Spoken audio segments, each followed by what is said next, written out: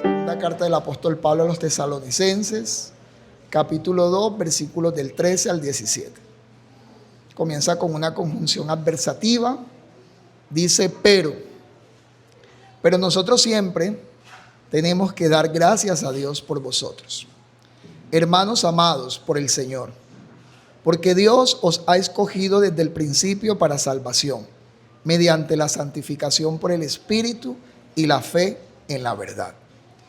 Y fue para esto que Él os llamó mediante nuestro Evangelio, para que alcancéis la gloria de nuestro Señor Jesucristo. Así que, hermanos, estad firmes y conservad las doctrinas que fueron enseñadas, ya de palabra, ya por carta nuestra, y que el Dios y que nuestro Señor Jesucristo mismo y el Dios de nuestro Padre, que nos amó y nos dio consuelo eterno y buena esperanza por gracia, consuele vuestros corazones y os afirme en toda buena obra y palabra buena. Que el Señor añada bendición a nuestras vidas a través de su palabra. ¿Podemos tomar asiento? Y vamos a ir pidiéndole al Espíritu Santo. Cada vez que estemos en el sermón, estemos en comunión con Cristo. No estamos escuchando un discurso, mis hermanos. Aquí no venimos a escuchar un discurso humano. Aquí tratamos, nosotros los pastores, los líderes, los ancianos, tratamos precisamente de presentar el Evangelio, que está precisamente fundamentado en la palabra del Señor. El Evangelio no solamente es una invitación o una confrontación con el pecado para que el pecador llegue a Cristo. El Evangelio es el camino que Dios precisamente dio a su iglesia, para que su iglesia andase firmes en la fe y podamos precisamente cumplir con su mandato y su voluntad. Entonces, vamos a mirar algo aquí. Si nosotros empezamos a ver el texto, el versículo 13 precisamente comienza con un pero, es decir, con una conjunción adversativa. Precisamente aquí precisamente que vamos a ir mirando un contraste entre lo que el apóstol Pablo venía diciendo en términos de la venida del Señor, en términos de ese hombre de iniquidad, en términos de todos esos elementos que aparecen hasta el versículo 12, con lo que sigue a continuación. Entonces, Pablo cambia abruptamente del juicio a la seguridad ¿de quién? De los creyentes. Este texto nos debe llevar precisamente a meditar que nosotros como iglesia, como cuerpo de Cristo, así como fue dado este mensaje a la iglesia de los tesalonicenses en el momento más complejo y más difícil donde había persecución, ellos precisamente también recibieron una palabra de parte de nuestro Dios, donde Dios consolaba la vida de esta congregación joven y consolaba a cada uno de los miembros de la congregación como tal, diciendo precisamente a través del versículo 13 al 17 que hay seguridad en el caminar cristiano. Mientras los impíos, mientras todos aquellos que lógicamente manifiestan dureza en su corazón son engañados, los creyentes desde el versículo 13 reciben un mensaje muy consolador. Primeramente los creyentes de Tesalónica, pero de forma también muy indirecta para nosotros quedan estos principios como iglesia que precisamente también está extendiendo el Evangelio de Cristo. Nosotros debemos hoy recordar que nosotros también somos preservados por el Señor. Somos preservados. Si nosotros queremos también tener una visión clara en términos de esta segunda carta, nosotros pudimos darnos cuenta que el capítulo 1 de la carta como tal, de esta segunda carta, se muestra que Dios hará justicia. Que esos creyentes que estaban sufriendo, que estaban pasando momentos complejos, que estaban siendo perseguidos, ellos podían ver al Dios al que ellos adoraban, podían verlo también, no solamente como su Salvador, sino también lo podían ver como su juez, un juez que reina. Recordemos, nosotros a veces enfatizamos el Evangelio y el mensaje del Evangelio en términos de la cruz, pero la cruz no es el único elemento importante y fundamental en términos de la salvación. Cuando nosotros miramos la salvación tenemos que verla no solamente desde el punto de vista en que el Dios, la segunda persona de la divinidad, se encarna, muere en la cruz, derrama su sangre. No solamente la vemos en términos de que al tercer día resucita y que Él lógicamente simboliza y es el tabernáculo, la habitación y el templo en el cual nosotros debemos depositar nuestra mirada. Pero es que la salvación no solamente queda en el triunfo en términos de la resurrección. El Rey, el que resucita, asciende. ¿Y a dónde asciende? Al cielo. ¿Dónde está ahora mismo? Está a la diestra de Dios Padre. Yo soy muy repetitivo con eso porque es que nosotros debemos recordar en qué lugar está Cristo.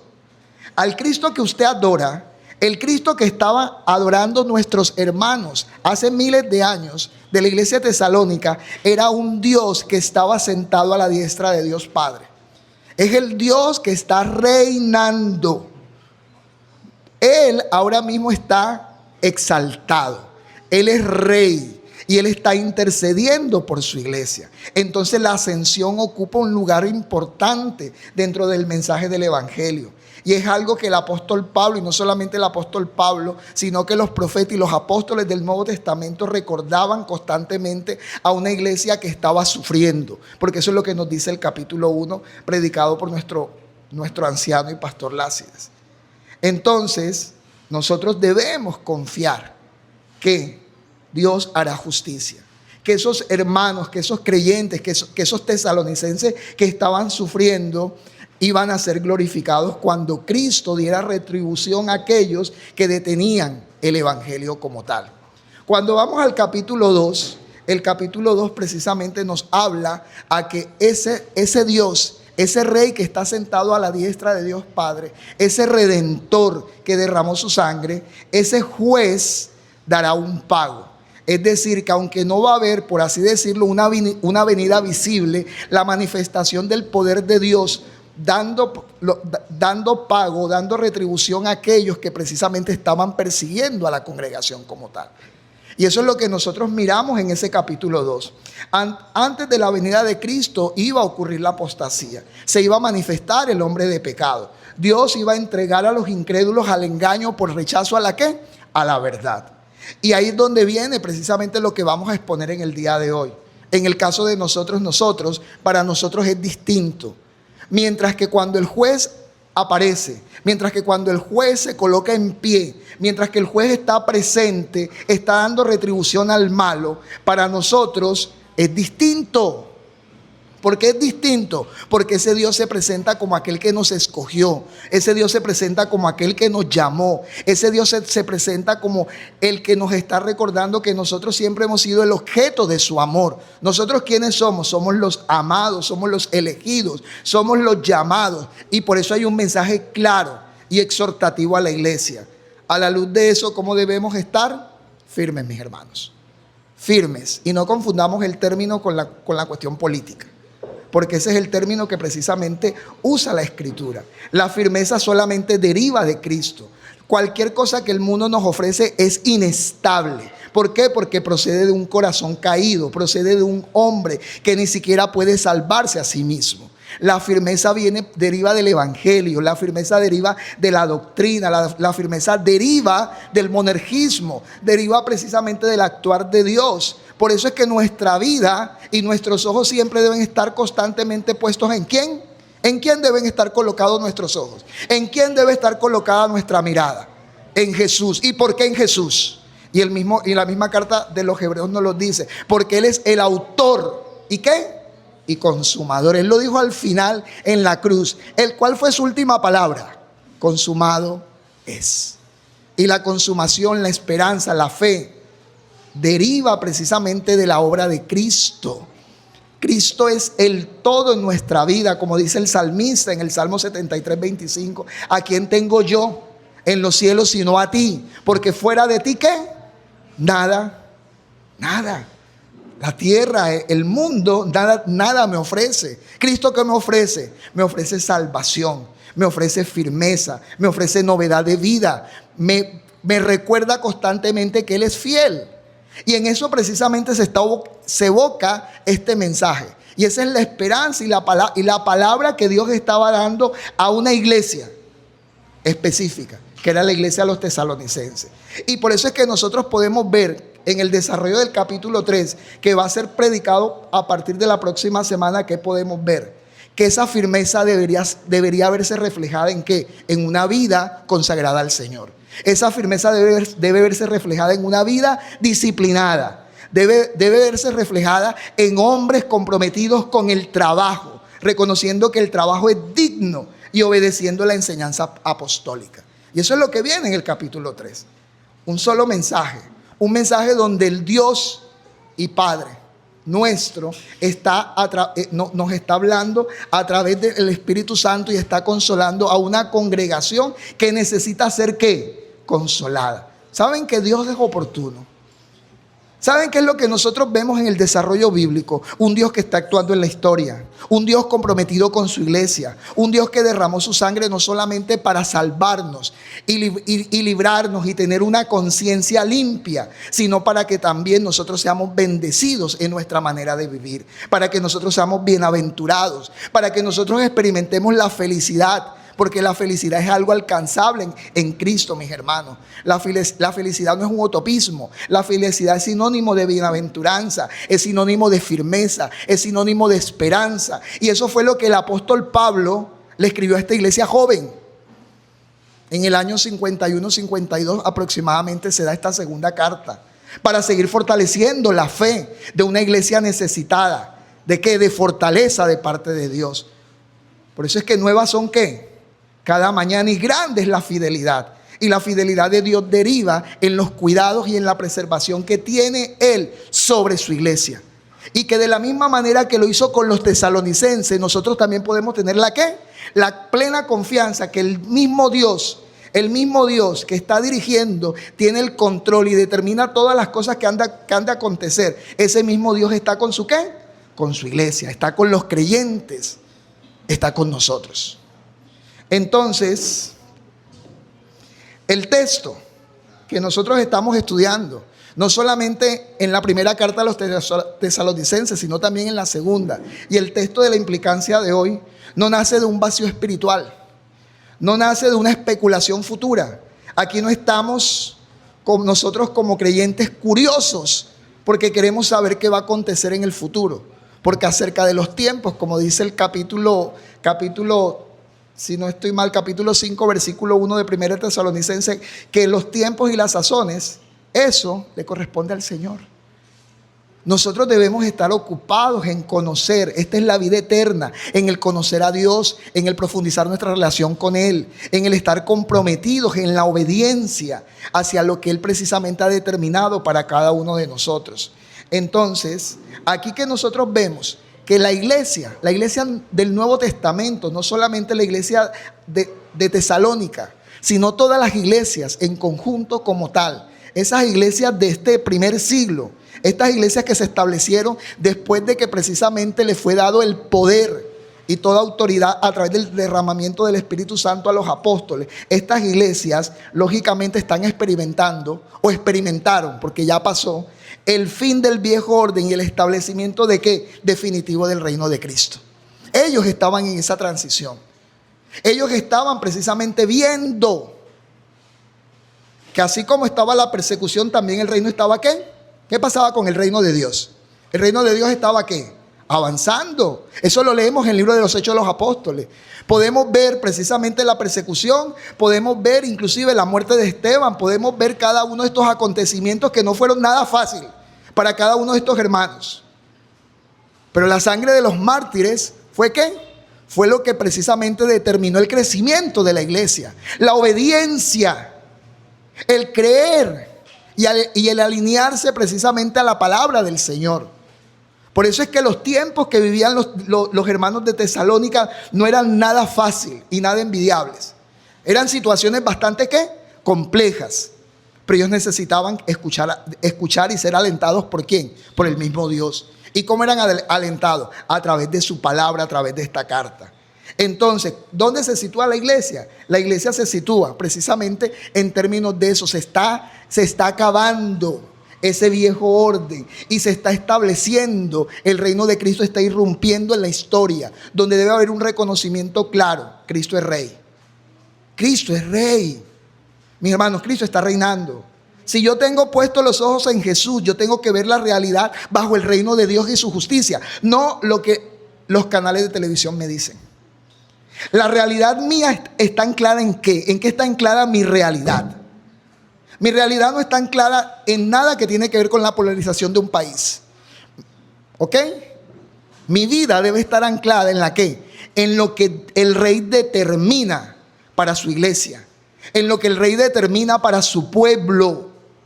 Las otras naciones en el mundo podían vivir como ellos quisieran y ser gobernados bajo unos principios totalmente humanistas. Israel no, porque Israel era diferente, porque el Dios que habitaba en el tabernáculo, el Dios que habitaba en medio de ellos, les dio su ley para que ellos vivieran, para que ellos fueran luz en medio de las ¿qué?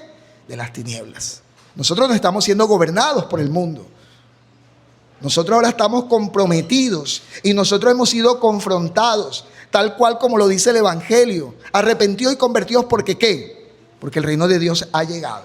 Y si ha habido precisamente confrontación, si ha habido precisamente arrepentimiento y si ha habido conversión en nuestra vida, tal cual como la hubo en los tesalonicenses, entonces quiere decir que esa conversión y ese arrepentimiento me lleva inmediatamente a entender que estoy bajo el reino de Dios y su justicia. Y por eso la demanda siempre de Cristo fue: busquen primeramente el ¿qué?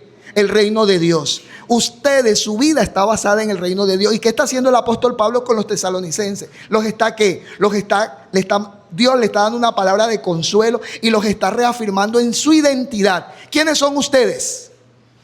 ¿Cuál es su identidad? Ustedes son los que han sido llamados por Dios. ¿No comienza el texto diciendo eso?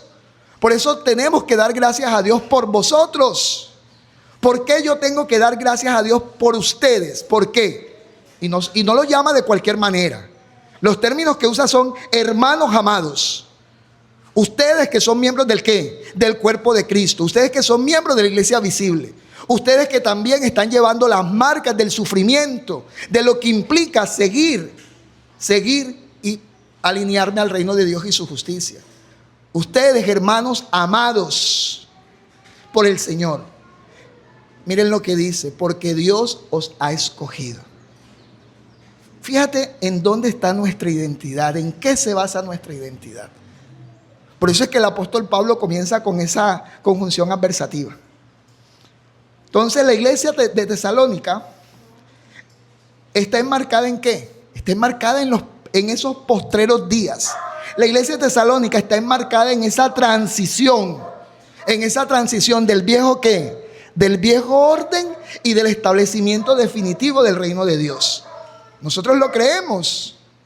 Nosotros no esperamos un reino futuro. Nosotros creemos que el reino ya ha sido ¿qué?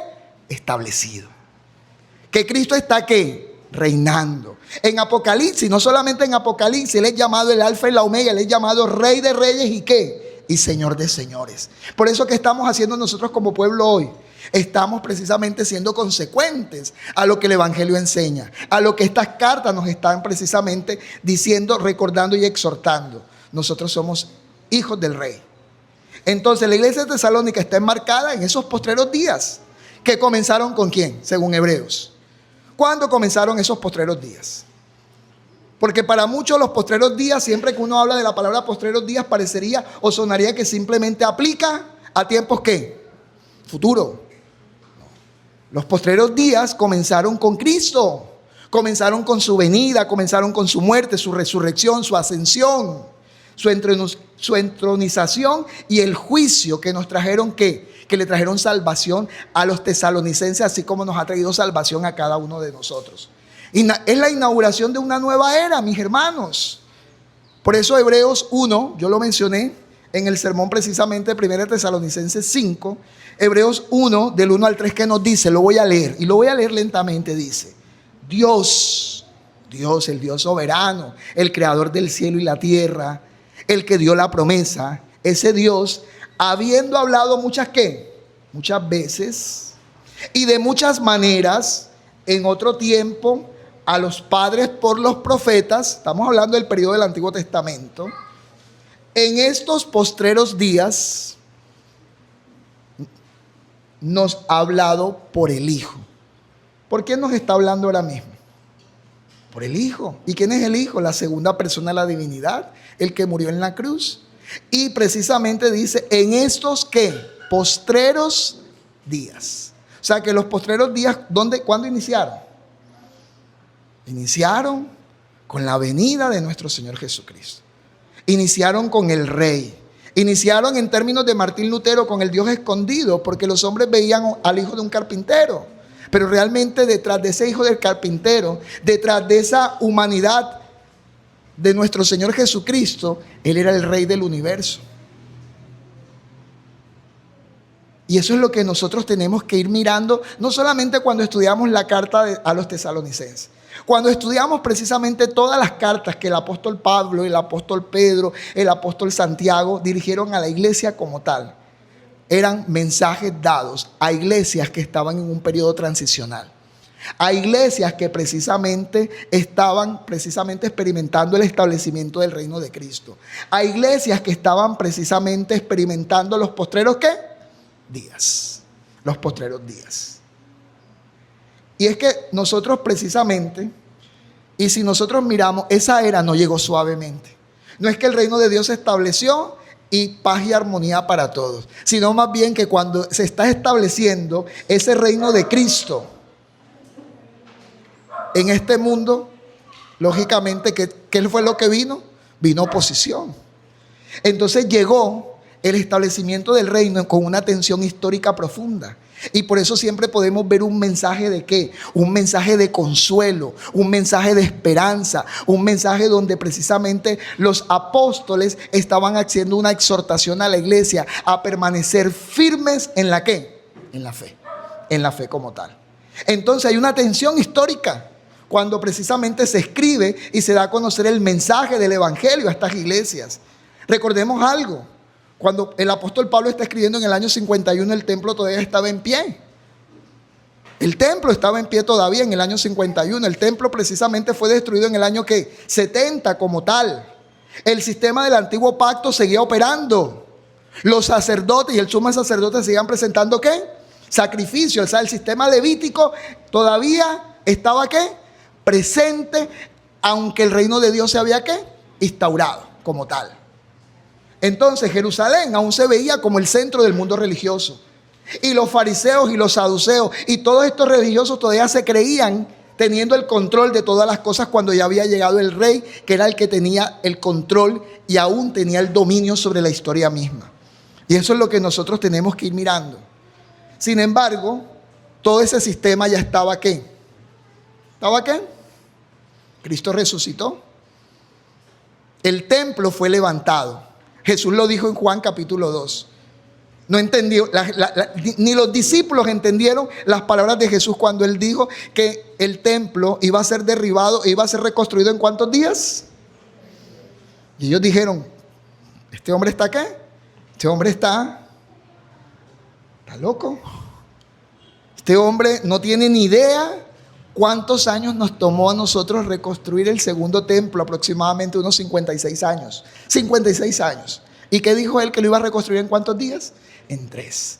Porque él estaba hablando del templo de su ¿qué? De su cuerpo. Él estaba hablando como que él iba a ser la cabeza y el fundamento de la iglesia. Y eso nosotros debemos entenderlo claramente. Hebreos 8:13, para los que están buscando los textos. Hebreos 8:13 que dice, lo buscan un momento y yo lo voy leyendo. ¿Ok? Hebreos 8:13. Ya también lo voy a buscar acá.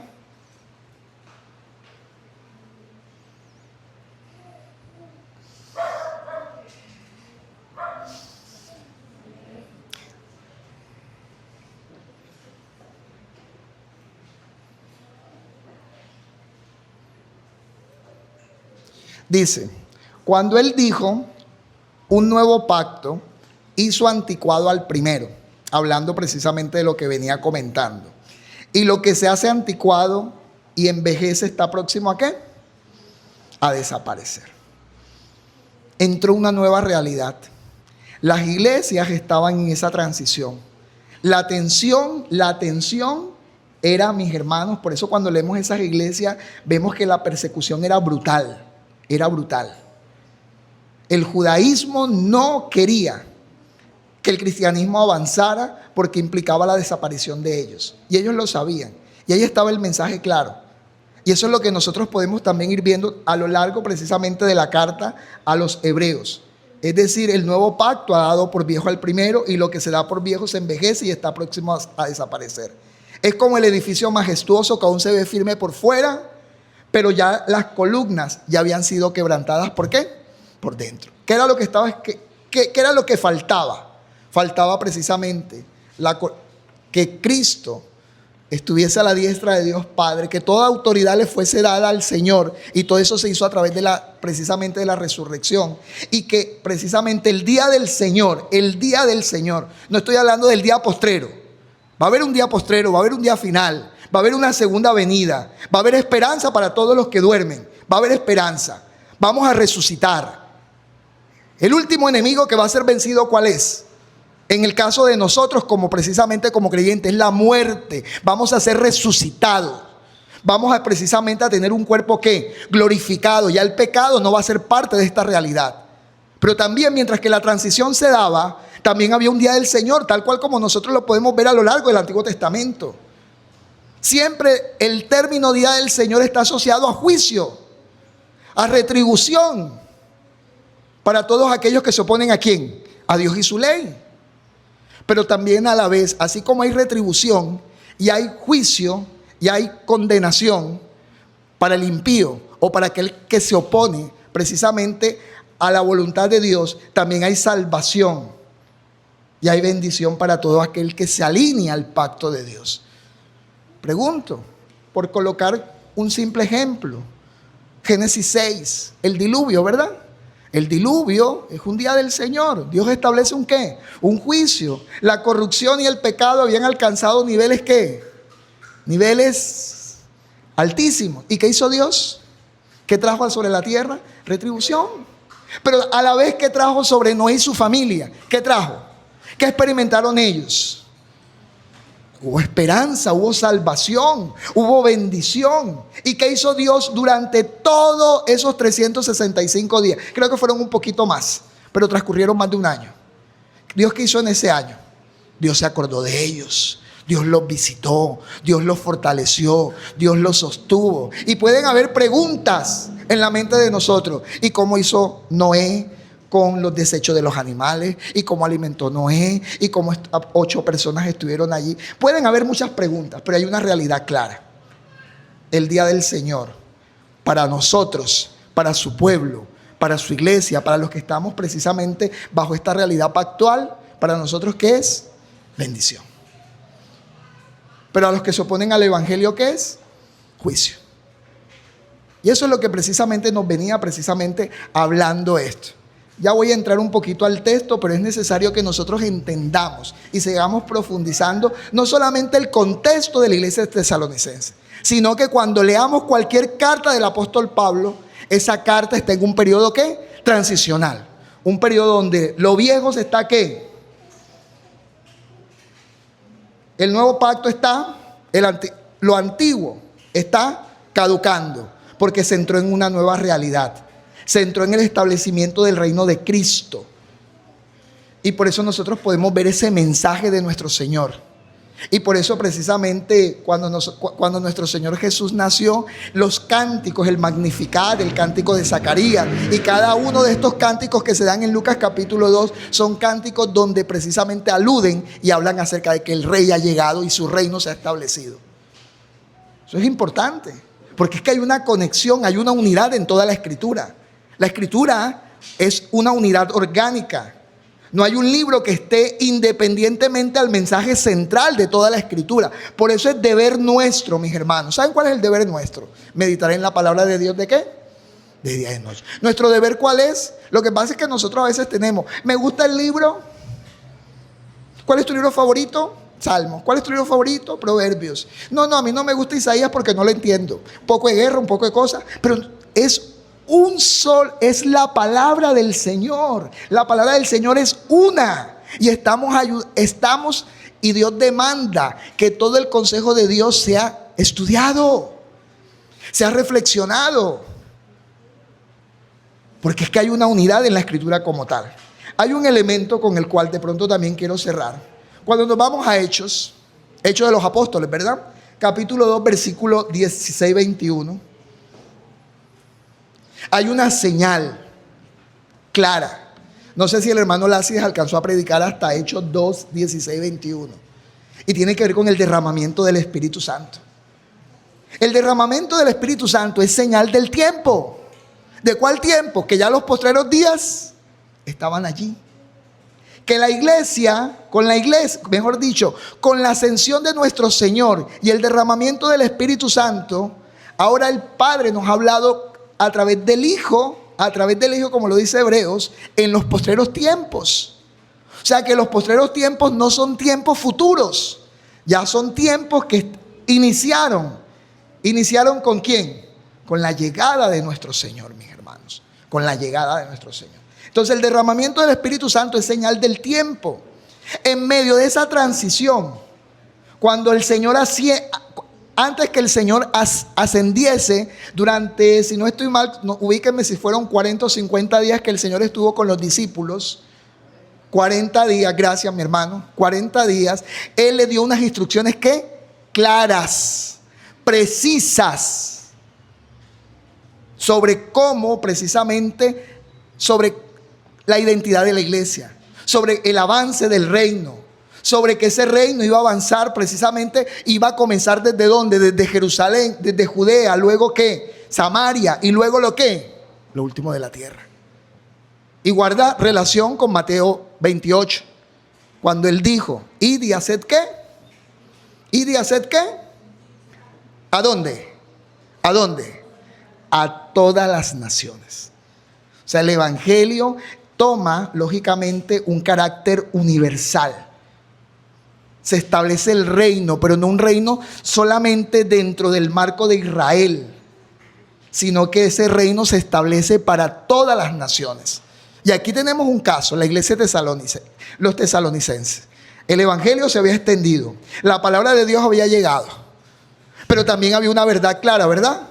Que esta iglesia estaba ya en los postreros días y que esta iglesia estaba en una ¿qué? Tensión. Y necesitaba Dios ¿qué? Consolar a la iglesia.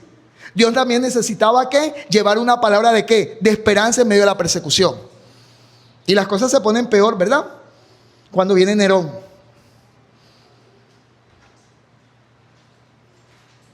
Y si escucharon muy bien el sermón de la semana pasada, en algunas partes, creo que el hermano John fue muy claro. Nerón, ¿verdad? Hizo buenas cosas, ¿verdad? Tenía un buen prontuario, Nerón, ¿verdad? Su relación con la iglesia era amable. No. Nunca podemos olvidar que los emperadores y el César básicamente se atribuía y se presentaba ante el mundo como una divinidad, queriendo robar la gloria ¿a quién? A Dios. Y cualquiera que proclamara que Cristo era rey, era blanco ¿para qué? Blanco de muerte, era blanco de muerte. Ese era lo real. Decir que tú eras cristiano, decir que tú eras seguidor de Cristo. Y recordemos que la palabra Cristo, Señor, implicaba que era que tú estabas precisamente adorando al rey, al Mesías y no al faraón. O sea, lo cual tenía unas implicancias complejas. Y eso fue lo que precisamente vivieron ¿quiénes? Nuestros hermanos. Entonces, llega el derramamiento del Espíritu Santo, llega la señal del tiempo. En medio de esa transición ocurre un evento decisivo. El Espíritu Santo es derramado. Y eso ya estaba anunciado por el profeta ¿qué? Joel.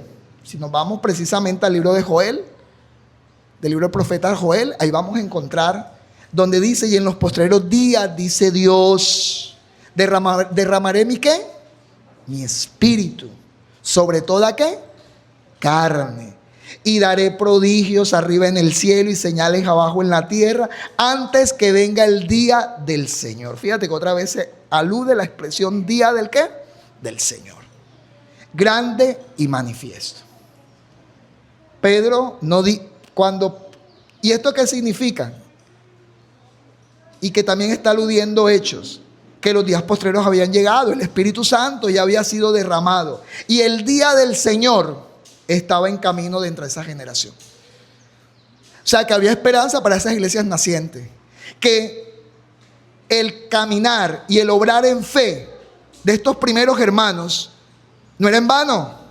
Y eso es consolador, como tampoco es en vano lo que nosotros estamos haciendo. Pero en el caso de nosotros hemos dejado de hacer muchas cosas. Y nos hemos olvidado precisamente también nuestra identidad. Y por eso los principios de esta carta son muy confrontadores para nosotros como iglesia como tal.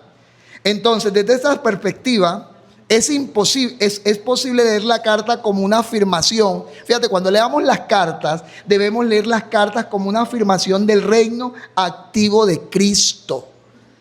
Cristo está presente. Cristo está gobernando. Cristo es el Dios de la historia. Todo lo que pasa, entonces el creyente no debe precisamente, aunque el miedo le cobije, él debe tener y estar ¿qué? Firmes. El problema no es el miedo. Esas emociones y todas esas sensaciones lógicamente las experimentamos en medio precisamente de la tensión. Y nadie está diciendo que no las experimentemos, no las sintamos.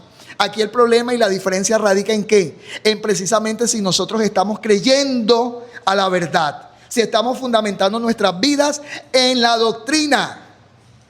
En el capítulo 5 el apóstol Pablo dijo: retened la doctrina, no apaguéis el espíritu. ¿Sí recuerdan ese sermón?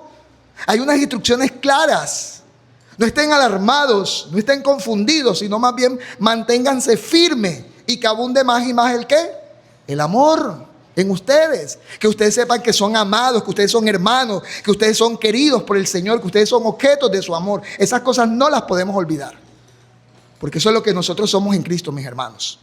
Eso es lo que nosotros somos en Cristo. Entonces la iglesia perseguida no simplemente recibe un consuelo de un evento lejano. O sea, el apóstol Pablo, inspirado por el Espíritu Santo, estaba llevando una palabra de consuelo a los tesalonicenses. Le estaba diciendo a los tesalonicenses: Dios está con ustedes. Si el tabernáculo está, ¿dónde estaba el tabernáculo? En medio del pueblo. ¿Y qué representaba el tabernáculo para Israel? La presencia de Dios. ¿Y Cristo quién es? Cristo se tabernaculizó. Cristo se hizo, o sea, Él, básicamente como una analogía, es la tienda que está en el centro de esta nueva realidad. Es el centro que está aquí. O sea, Cristo está presente entre nosotros. Tan presente está que miren hacia allá. Miren hacia allá. Miren hacia la mesa. ¿Qué les recuerda a la mesa? ¿Qué nos habla esa mesa? Y por eso Jesús decía: cada vez que ustedes se acuerden de mí, ¿de quién soy yo? Cada vez que ustedes partan el ¿qué? El pan. Y compartan el vino, ¿qué estamos recordando? No estamos recordando cualquier evento. Estamos recordando la muerte. Dios muere para traernos salvación a nosotros. Y luego se levanta como ¿qué? Se levanta como rey para reinar sobre su iglesia, mis hermanos. Entonces, la iglesia perseguida no está recibiendo simplemente un consuelo de un evento final. Y quiero decir algo: ese evento final es real. Esa segunda venida ¿va a qué? Va a llegar. Sea que nosotros lo experimentemos o no, igual va a llegar. Va a llegar. Porque Dios no es mentiroso. Pero acerca de ese día inminente, como dice la versión de las Américas, ese día que está allí a un paso, ese día de retribución y de pago llegó. Dios estableció un juicio contra los que se oponían y eran enemigos del evangelio. Y el reino y el evangelio se empieza a extender de manera más acelerada. Que eso es lo que vemos actualmente. Hoy lo que tenemos es una distorsión de las doctrinas, hoy tenemos una distorsión del evangelio, pero ya ese, como digo yo, ese es otro tema de otro costal. Para los desafíos que tenemos nosotros como cuerpo y como iglesia de Cristo, en este mundo donde precisamente el humanismo está arraigado en las iglesias. Entonces, la iglesia tesalonicense tenía que recibir la certeza de que el Señor resucitado, el Señor estaba gobernando ¿la qué? La historia. Estaba limitando el misterio de la iniquidad.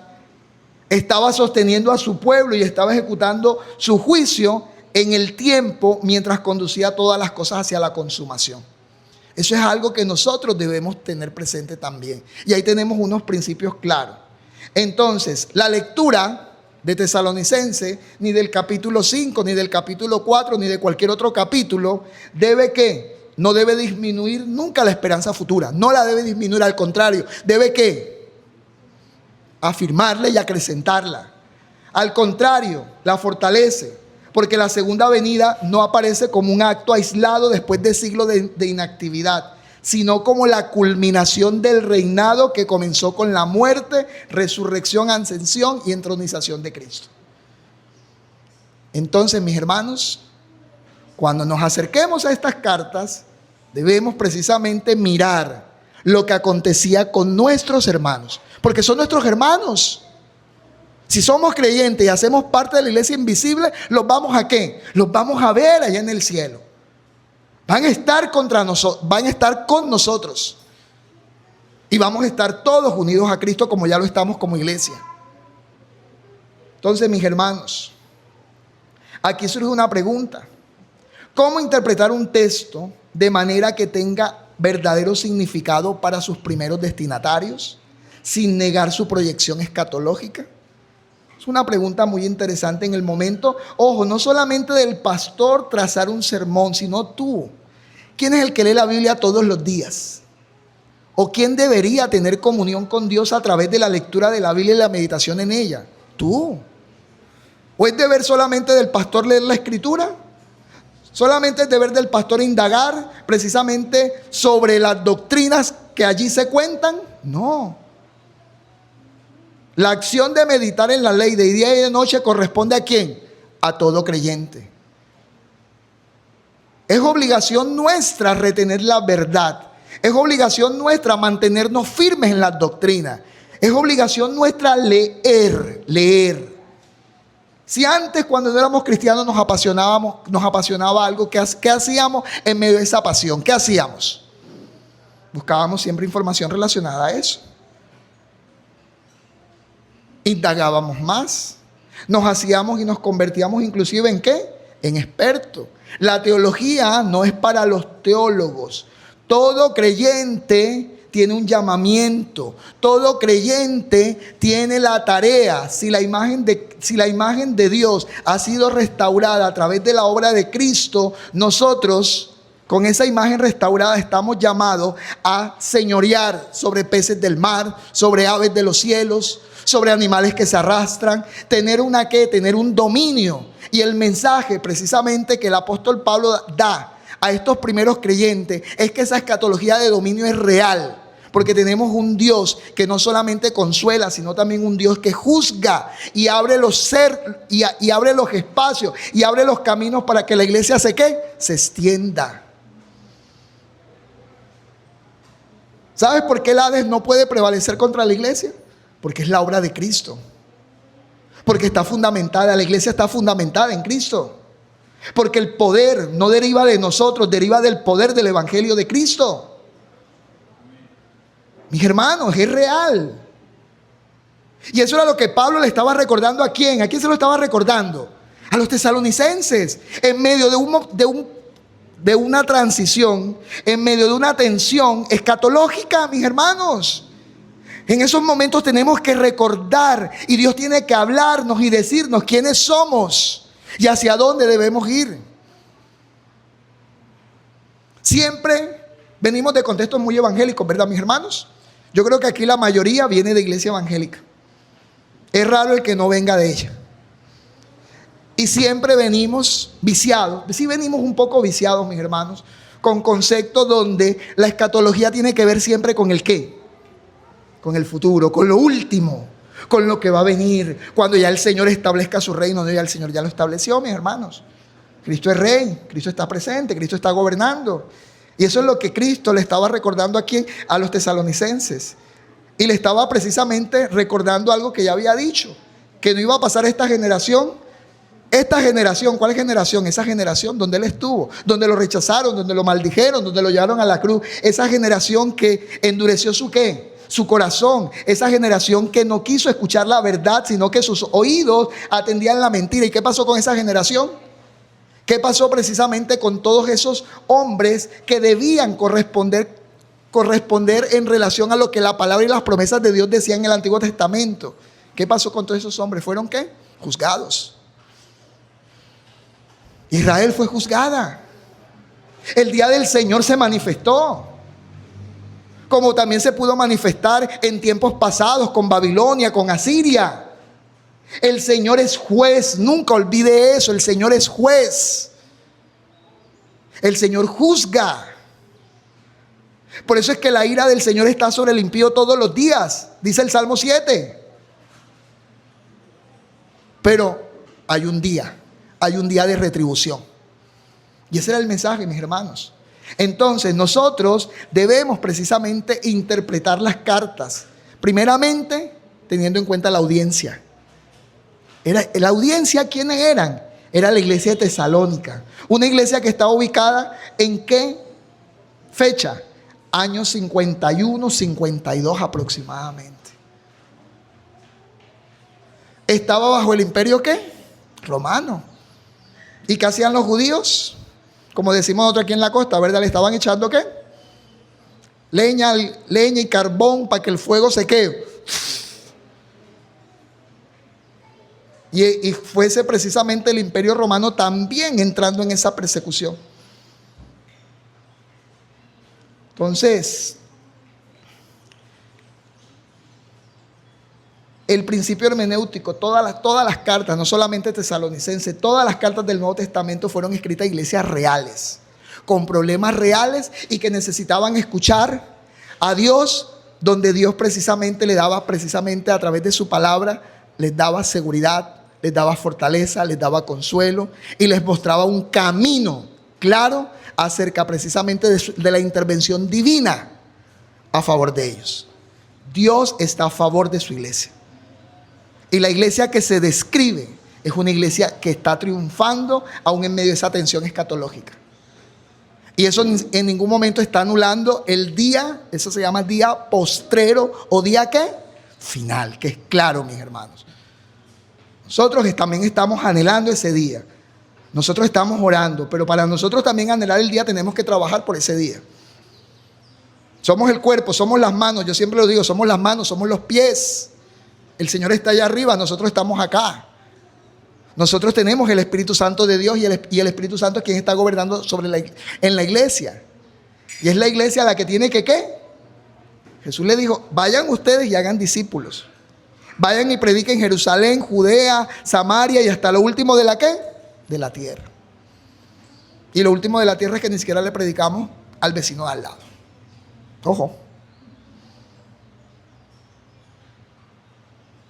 Sí, porque a veces vemos la misión como ser enviado afuera. Es que ser enviado afuera no significa ser enviado a otro país. Ser enviado afuera es ser sal y luz en el mundo. Afuera. No somos del mundo. Pero estamos ¿dónde? En el mundo y somos enviados para hacer sal y luz, para hablar de esto, entendiendo quiénes somos en esta nueva realidad. Entonces Pablo, cuando escribe Tesalonicenses, no está redactando un tratado sistemático sobre últimos tiempos para lectores del siglo XXI que van a estar con la curiosidad y con la expectativa y con el sensacionalismo de qué va a pasar y los detalles. Miren un sermón apocalíptico de un premilenarista. El terremoto de Venezuela, ya Dios está cerca, ya. Y entonces colocamos cualquier pequeño evento y no lo interpretamos correctamente a la luz de la ¿qué? De la Biblia. Hay algo claro, el día del Señor, el día postrero va a llegar. ¿Usted lo sabe, mi hermana? ¿Sabe cuál va a ser el día? No, yo tampoco. El Señor es Dios. Quien gobierna sobre la historia es Él. Mi deber, ¿cuál es? Creer a lo que Él dice. Pero si la iglesia hoy, bajo estos principios que están en Tesalonicenses, si la iglesia hoy, siglo XXI, empezara precisamente a experimentar una persecución extrema por causa precisamente de la extensión del reino de Dios, por nosotros estar declarado que Cristo es Rey, por estar nosotros precisamente llevando una cosmovisión y una renovación clara sobre lo que la Escritura enseña a un mundo que es humanista y egocéntrico.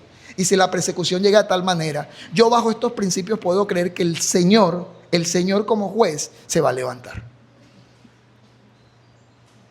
Porque aquí hay unos principios claros, mis hermanos.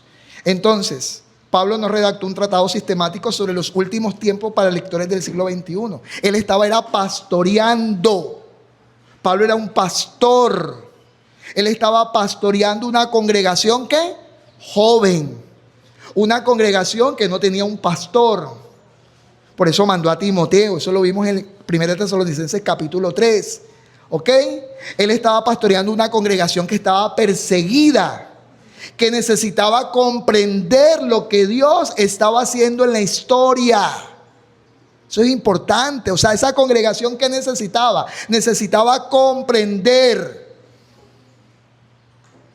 No es, Señor, ¿por qué me pasa esto a mí? Señor, necesito comprender para yo poder realmente, yo como iglesia, como cuerpo tuyo, poder precisamente a la luz de lo que tú me hagas comprender, seguir extendiendo el reino de Dios y su justicia. O sea, tenemos es una carta pastoral. No tenemos un tratado apocalíptico como nos los han planteado. Tenemos es un pastor que está ¿qué? Que está alimentando un rebaño, que está necesitado de consuelo, que está necesitado de fortaleza, que está necesitado de recordar quién es Él. Entonces, si nosotros ignoramos esa realidad, corremos el riesgo de convertir la carta en un documento prácticamente que no tuvo utilidad para quienes lo recibieron primero, porque realmente lo que lo estamos llevando es a nuestro tiempo e interpretando a nuestras necesidades. Cristo reina ya. Y eso, anótenlo, ya eso los he citado cuando prediqué 1 Corintios, Salmo 8, ¿verdad? Nos habla acerca de una realidad clara. Fuimos creados un poco menor que los ángeles, pero vestidos ¿de qué? De gloria. ¿Por qué? Porque hay una escatología de dominio donde hay unas tareas claras que todos aquellos que hacemos parte de la iglesia debemos desarrollar. Salmo 110 es otro salmo donde dice: siéntate a mi diestra hasta que ponga a tus enemigos por estrado de tus pies. ¿Saben algo? Que el Salmo 110 es el texto del Antiguo Testamento más citado en el Nuevo Testamento. ¿No lo sabían? Es el texto más citado en el Nuevo Testamento. ¿Por quiénes? Por los apóstoles, por los que comunicaron y dieron esperanza precisamente a una iglesia que necesitaba ser consolada y necesitaban recordar que Jesús era ¿qué? Rey. Los apóstoles no esperan que Cristo empiece a reinar en una segunda venida. Los apóstoles citaban este salmo para mostrar la realidad que Cristo ya estaba ¿qué? Reinando, y que su reinado estaba presente en la historia. Afirmaban que ya estaba reinando desde su ascensión. Mis hermanos, eso es un principio para nosotros. ¿Quién está reinando? ¿Quién está reinando sobre el mundo? Olvidémonos un poco. El político, el nuevo presidente. No estamos negando que nosotros podemos orar por él, nosotros podemos pedir guianza, pero la realidad es que quien está gobernando sobre todas las naciones, pídeme, dice el Salmo 2, y te daré por herencia todas las ¿qué? Todas las naciones de la tierra. Y ya él resucitó. Toda autoridad le fue dada. Por ende, todas las naciones, ¿de quién son? ¿De quién son todas las naciones? ¿A quién pertenecen todas las naciones? A Cristo. O sea, no es mentira, es real porque la Escritura lo enseña. Y era algo que el apóstol Pablo estaba recordando a los tesalonicenses. ¿Y ese principio para quién es? Para nosotros. Entonces ya Cristo está reinando. Entonces, ahora ¿qué tenemos que hacer nosotros? Y ese es el mensaje exhortativo del apóstol Pablo. Recuerden que fueron escogidos por Dios. Recuerden que son amados por Dios. Recuerden la doctrina. ¿Y cuál es doctrina? Que ustedes están llamados a ejercer dominio sobre la creación, mis hermanos. Hermanas, mujeres, están llamadas precisamente a ser madres que crían correctamente a sus hijos en la fe. Nosotros como hombres también estamos llamados a eso. Entonces, el autor de Hebreo aplica este salmo a Cristo y dice algo muy significativo. Vamos a leer Hebreos 2. Ese texto es bien bonito. No le había prestado mucha atención, pero me resonó, Dios me lo hizo resonar bastante. Hebreos 2, 8, 9.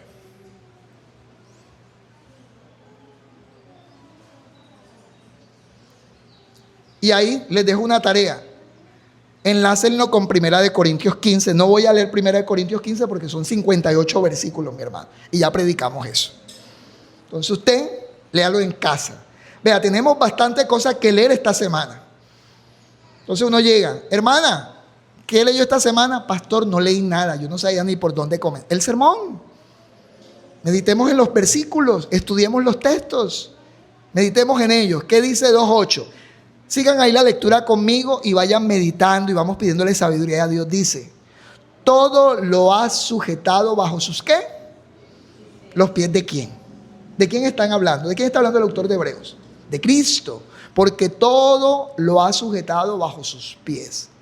Porque al sujetarlo todo a Él, no dejó nada que no le sea sujeto. Pero ahora, miren, en el momento en que fue escrito para esa audiencia judía, pero ahora no vemos aún todas las cosas sujetas a Él. No vemos aún todas las cosas sujetas. No las vemos. ¿Te prende el televisor, sí o no? ¿Y qué encuentra? Dígame, ¿te prende el televisor y qué encuentra? Extorsión, asesinato, secuestro, violación, ¿sí o no? Son las noticias del día y me preocupa algo. Me preocupa que eso se está normalizando. ¿Y la iglesia está qué? No, tenemos que pronunciarnos, tenemos que decir eso es pecado. El que asesina no es que no tenía plata y lo tuvo que hacer. No, eso se llama pecado. Y debemos declarar el pecado, llamar al pecado pecado. Eso es lo que tiene que hacer la iglesia. Entonces sigue diciendo aquí. Pero vemos, dice acá, pero ahora no vemos aún todas las cosas sujetas a Él. Pero vemos, o sea, no vemos todas las cosas sujetas a Él, pero vemos. Ahora enfóquense en lo que usted tiene que ver. El autor de Hebreos quería que los judíos se enfocaran en algo. Vamos a ver en qué. Pero vemos a aquel que fue hecho un poco inferior a los ángeles. ¿De dónde se saca eso? ¿Salmo qué? 8. Fuimos creados inferior a qué? Pero aquí está hablando de Cristo. Pero vemos a aquel que fue hecho un poco inferior a los ángeles. Es decir, para que no quepa duda, para que no quede allí como con signo de interrogación pensando que es uno, es el otro, dice aquí, es decir, a Jesús. O sea que el Salmo 8 está hablando ¿sobre quién? Sobre Jesús. Es un salmo, mejor dicho, completamente igual que el resto de la escritura, cristológico, pero aquí está citado. Y ese Jesús del que precisamente se cita que fue hecho un poco menor que los ángeles, es decir, que se hizo humano, que se despojó, lo que dice Filipenses, ese Jesús fue coronado. ¿Fue qué? Coronado, es decir, que si le pusieron una corona que es rey.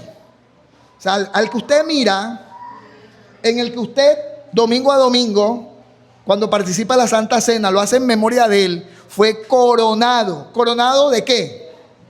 De gloria, de peso, de poder. Cuando Isaías vio al Señor en el templo, ¿qué pasaba con las faldas? Llenaban todo el templo. Por si no lo sabe, entre más largo es la falda, digámoslo así, porque ese es el término, entre más largo es la falda del rey, ¿más qué? Más poder, o sea que entre más pesa el vestido, ¿es más qué? Y dice que las faldas llenaban el templo. Cuando yo veo una película de un rey, yo sí veo que eso está como en algunos, uno a veces hay cosas que no entiende, pero en algunos como que era más largo que en otros. Pero eso era símbolo, o sea, el que tenía la cola más larga, la falda más larga y le pesaba más, era un rey vestido de más gloria, de más autoridad. Entonces dice, termino aquí diciendo, fue coronado de gloria y honor. ¿Por qué fue coronado? A causa del padecimiento de la ¿qué? De la muerte. ¿Dónde ganó esa corona? Él se despojó. ¿Dónde obtuvo esa corona? Esa corona le fue dada ¿por qué? Porque murió, porque venció, porque el sacrificio fue acepto, porque la sangre que derramó sirvió precisamente para expiar nuestros pecados. Entonces, por el padecimiento de la muerte, propósito, para que por la gracia de Dios probara la muerte por todos. Interesante, sigue acá. Porque convenía que aquel para quien son todas las cosas y por quien son todas las cosas llevando muchos hijos a la gloria, hiciera perfecto por medio de los padecimientos al autor de la salvación de ellos. Aquí el énfasis que yo quiero precisamente presentar, hay muchas cosas que decir de este texto, pero no es la predicación, es el versículo 9, el comienzo. Pero vemos a aquel. ¿A quién estás viendo? ¿A quién quería el apóstol Pablo que los tesalonicenses vieran? ¿A quién?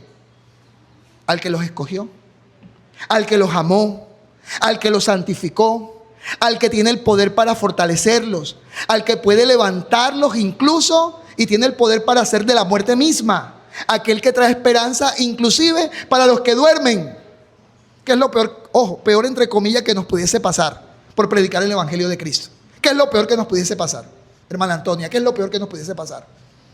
Que nos maten por estar diciendo que el aborto es pecado. Alguien, hoy por hoy, con tanta cosa, hablar de la ley de Dios, hablar en términos de lo que la Escritura enseña, decir lo que los mandamientos dicen, se vuelve un intento de asesinato, mis hermanos.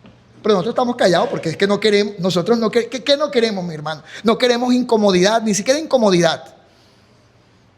No queremos perder amistades. Yo he escuchado a mucha gente decir, no, lo que pasa es que si yo hablo, pueda que pierda, que mi mamá no, mi mamá, si Dios quiere que tu mamá te ame, te amará. Por eso Jesús es claro. ¿Quieres seguirlo? Niégate. El evangelio es duro. Por eso es que estas congregaciones, hay sillas que vacías. Hay gente que le gusta ir a una congregación donde haya algo especial para los niños, algo especial para las mujeres, algo especial para los hombres, porque son actividades donde la idea es motivar al ser. Pero cuando escuchamos este tipo de mensajes, ¿qué sucede? Ahí lo que hacen es confrontar. Ahí lo que hacen es decir a uno y hablarle sobre los pecados de uno. ¿Y de qué más vamos a hablar? Si estamos siendo santificados por la palabra de Dios. Y para ser santificados, los pecados tienen que ser ¿qué? Mostrados por la palabra. La única forma que tú cambies es que tus pecados sean confrontados. No hay más manera. Y eso es un acto de bondad y de amor y de misericordia de parte de Dios hacia ti y hacia mí. Es el acto más misericordioso y amoroso que Dios cuando nos confronta con nuestros pecados y nos lleva al arrepentimiento.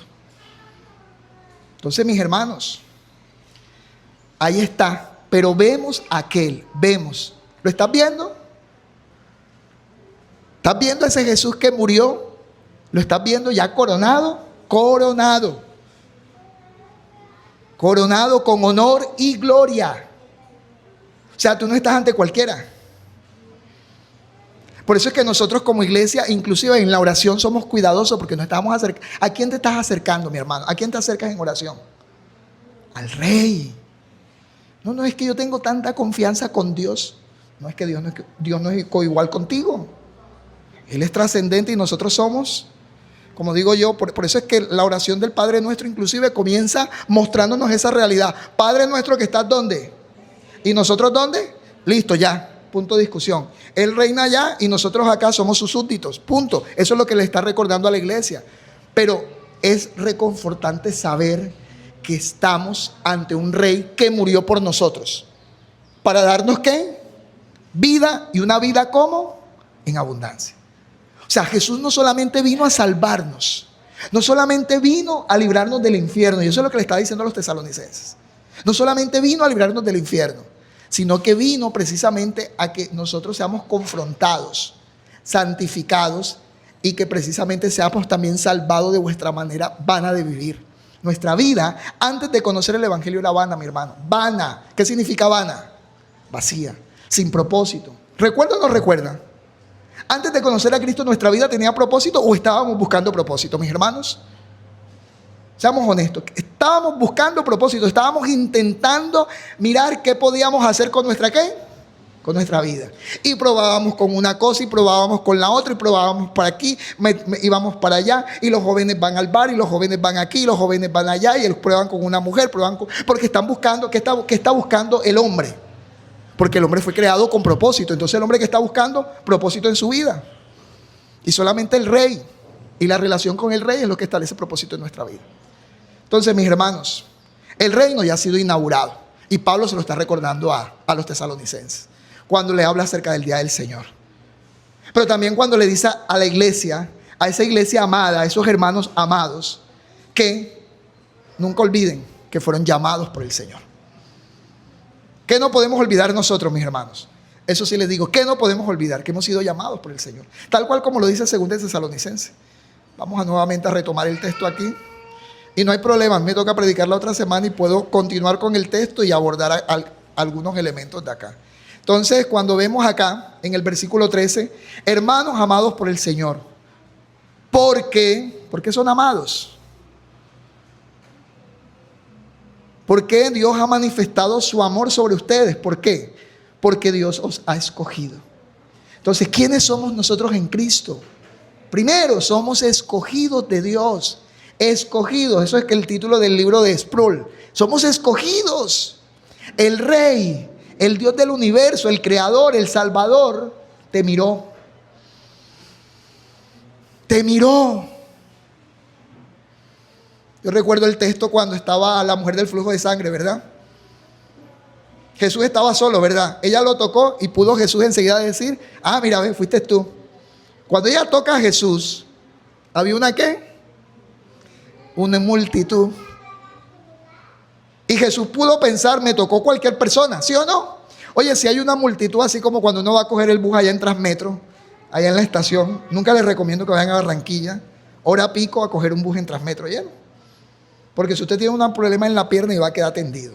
Eso es así, ¿ve? Y usted va a decir después, ¿quién me tocó? Usted no va a saber quién lo tocó porque tanta gente. Pero Jesús dijo, ¿quién me tocó?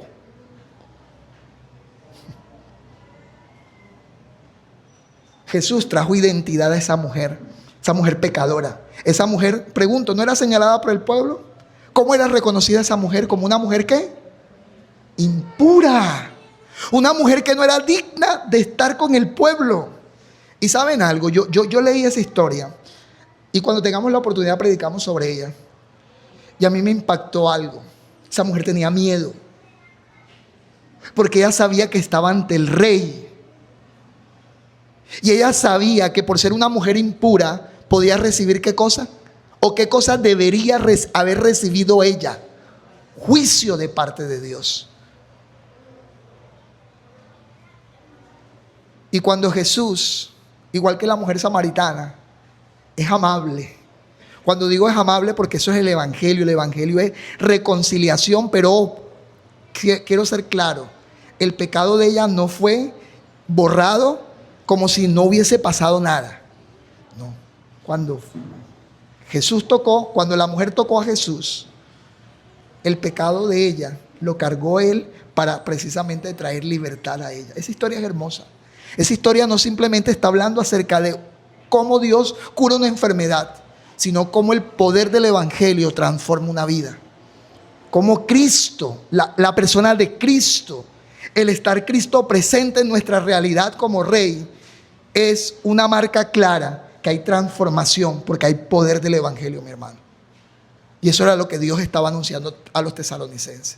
Porque Dios os ha escogido desde el principio. O sea, no somos los nadie. ¿Saben a qué me refiero con eso? Nosotros somos hijos de Dios. ¿Sí entiende? Usted es hijo de Dios. Yo soy hijo de Dios. Entonces, desde el principio para salvación mediante. Ahora, esa elección, ¿qué implicó? Que Dios está obrando en tu santificación. Tú hoy no te puedes gloriar de nada porque la gloria, ¿para quién es la gloria? ¿Cuál es el fin principal del hombre? ¿Cuál es? Glorificar a Dios. Aún la santificación, aún lo que Dios está haciendo en nosotros, aún la obra de Dios en nosotros es de Él, monergismo, le pertenece a Él. Pero hay una confianza clara que Él está obrando en nosotros. Él es la vid, ¿qué somos nosotros? Mientras que estemos en la vid, ¿qué vamos a llevar? ¿Qué vamos a llevar? Fruto. Entonces, mediante la santificación por el Espíritu y la fe en la verdad. Y fue para esto que Él os llamó. Para esto Él os llamó. Mediante nuestro evangelio. ¿Para qué? Para que alcancemos la gloria de nuestro Señor Jesucristo. Para eso nos llamó. Para que vivamos como una iglesia que precisamente ha sido glorificada, ha sido levantada, ha sido escogida y está siendo santificada por el poder del evangelio. Eso era lo que el apóstol Pablo le estaba diciendo a los tesalonicenses. Ustedes tal vez han podido perder sus trabajos, ustedes han podido perder seres queridos, ustedes están en momentos tensos, ustedes están siendo perseguidos, ¿ok? Ustedes están siendo básicamente obligados a adorar al emperador. Sin embargo, se han mantenido ¿cómo? Firmes. Y eso es valioso. Porque ese Dios que lo ha escogido a ustedes, los está santificando, los está firmando. Y por eso también dice aquí en el versículo 15, así que hermanos míos, manténganse firmes.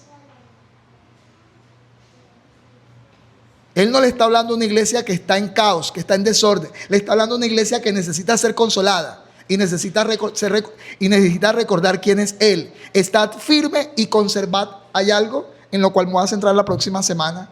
Y conservad las doctrinas. Miren eso, ojalá lo subrayen, porque en eso vamos a meditar la próxima semana, junto con el capítulo 3, mis hermanos. Entonces, la firmeza del creyente, ¿dónde está la firmeza del creyente? En mantener las doctrinas, en meditar en la palabra del Señor, en meditar quién es Dios, para poder entender que, como dice la institución en la religión cristiana, cuando entendemos y adentramos en el conocimiento de Dios, es cuando empezamos ¿a qué? A conocer realmente quiénes somos nosotros. ¿Y quiénes somos nosotros? Criaturas necesitadas de la gracia. Y eso es lo que el apóstol Pablo le está recordando a la iglesia, la gracia como tal. Entonces, mis hermanos, vamos a colocarnos en pie. Lo que haya quedado pendiente igual, si a Dios le place, la próxima semana nos estaríamos viendo.